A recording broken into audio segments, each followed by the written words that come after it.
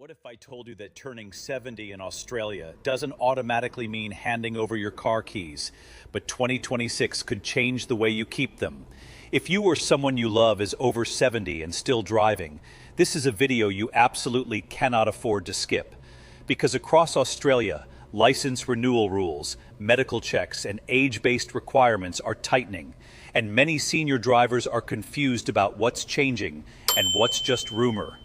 Welcome back to Centrelink Compass AU, the channel where we break down important Australian updates in clear, simple language so you can stay informed, confident, and in control. Let's start with the big question. Do you lose your driver license automatically at 70 in Australia? The short answer is no. There is no national law that forces you to stop driving just because you turn 70.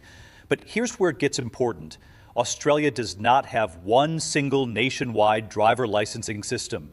Each state and territory sets its own rules, and in 2026, several updates and stricter monitoring processes are affecting senior drivers differently depending on where they live.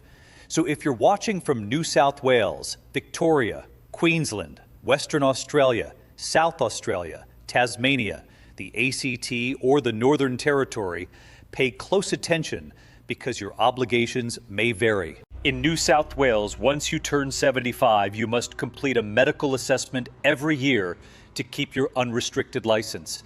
After 85, you must choose between a modified license or passing a practical driving test every 2 years. In 2026, authorities are placing stronger emphasis on medical reporting accuracy. Doctors are being encouraged to assess cognitive function, vision standards, and reaction time more carefully. That means honesty in medical forms is more important than ever. In Victoria, drivers aged 75 and over must renew their license every 3 years. If Vic Roads believes there is a medical concern, they can require a fitness to drive assessment.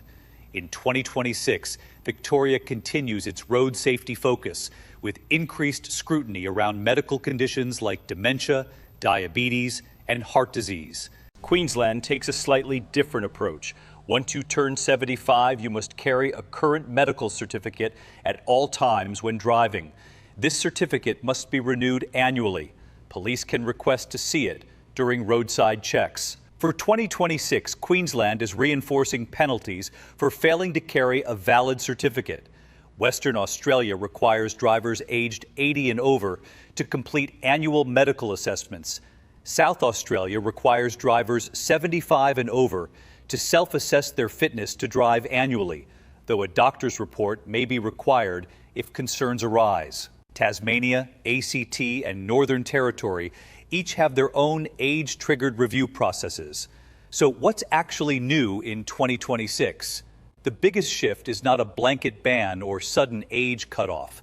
It's increased medical oversight, digital compliance systems, and stronger cross-checking between health records and transport departments. In simple terms, the system is becoming stricter about making sure older drivers are medically fit to drive. But here's something important that many seniors misunderstand. These rules are not designed to punish older Australians. They're focused on safety. Statistics show that while older drivers are often safer and more cautious than younger drivers, age-related medical conditions can increase crash risk. Vision decline, slower reaction times, reduced mobility, and cognitive changes can affect driving ability gradually, sometimes without the driver noticing. That's why regular assessments exist. And in 2026, these checks are being treated more seriously. Now let's talk about medical assessments because this is where most anxiety comes from. A standard fitness to drive medical review usually checks vision, including peripheral vision, cognitive functions such as memory and awareness, cardiovascular health, neurological conditions, and medications that may affect alertness. If your GP believes you meet the standards, you'll be cleared to continue driving. However, if concerns arise, you may be referred for an occupational therapy driving assessment. This is a practical on-road test conducted by a qualified specialist who evaluates real-world driving skills. It's not automatically a failure situation. Many drivers pass and keep their license with minor conditions attached, such as no night driving or driving only within a certain distance from home. Restrictions are becoming more common in 2026 rather than full cancellations. Conditional licenses allow seniors to maintain independence while managing risk. Conditions may include daylight-only driving, automatic vehicles only, geographic limits, or corrective lenses required. Let's also clear up a dangerous myth. Some people believe that if they avoid going to the doctor, they can avoid losing their license. That approach can backfire badly. In most states, doctors are legally required to report patients who may be medically unfit to drive. Failing to disclose conditions can also void insurance if an accident occurs. In 2026, digital reporting systems make it easier for transport authorities to verify medical compliance. Insurance is another area seniors must understand. If your license expires or you fail to meet medical conditions, your car insurance may become invalid. That means if you're involved in an accident, you could be personally liable for damages. Always ensure your license status is fully valid and compliant. Now let's talk about independence. For many Australians over 70, driving is more than transportation. It represents freedom, dignity, and connection to community. Losing a license can feel devastating. That's why planning ahead is so important. If you're approaching 70, 75, or 80, consider scheduling a voluntary driving refresher course. Many local councils and motoring organizations offer senior driver programs.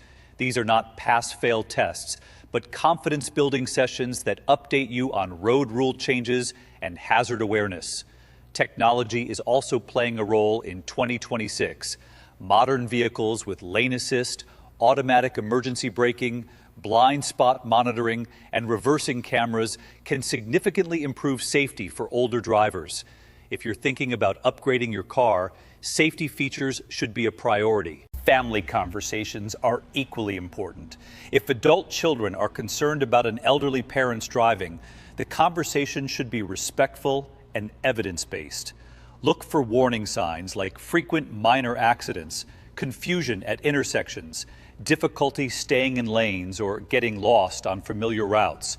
If driving does become unsafe, alternatives should be explored early.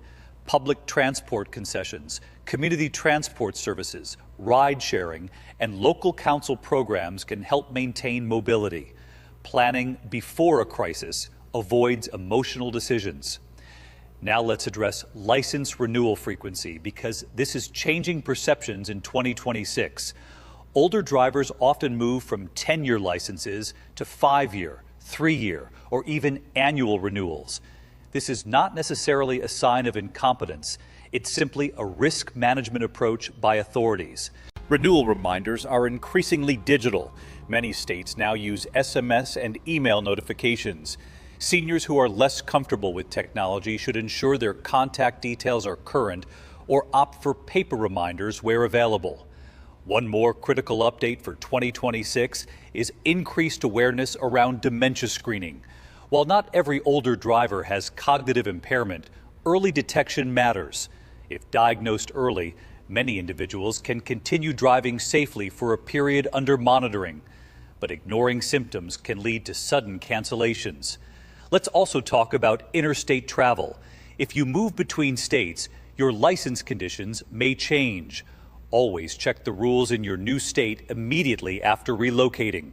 What was valid in one state may require additional medical documentation elsewhere. Another concern we hear at Centrelink Compass AU is whether age-based testing is discriminatory. Australian road authorities argue that age is used as a trigger for assessment because statistical risk increases with certain age-related health conditions. However, decisions are still made based on medical fitness, not age alone.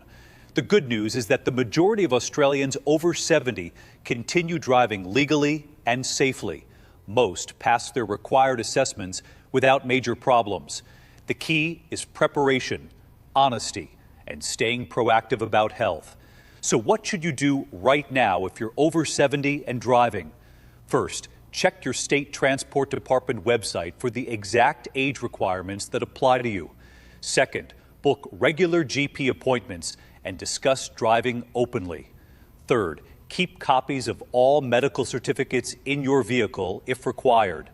Fourth, consider a voluntary driving review before it becomes mandatory. And fifth, talk to your family about long-term transport planning, even if you feel perfectly capable today. Remember, 2026 is not about forcing seniors off the road. It's about accountability and safety. The system is becoming more structured, more digital, and more closely monitored. That can feel intimidating, but knowledge removes fear. Driving at 70, 75, even 85 is absolutely possible in Australia if you meet the standards. Many seniors are among the safest drivers on the road because they avoid risks, don't speed, and don't drive under the influence. If you found this breakdown helpful, share it with a parent, grandparent, or friend who might be confused about the new updates.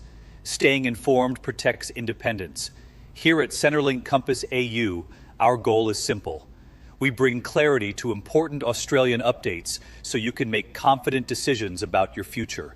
Whether it's pensions, benefits, or driver license changes, we're here to guide you every step of the way. If you're over 70 and still driving, tell us in the comments how long you've been on the road.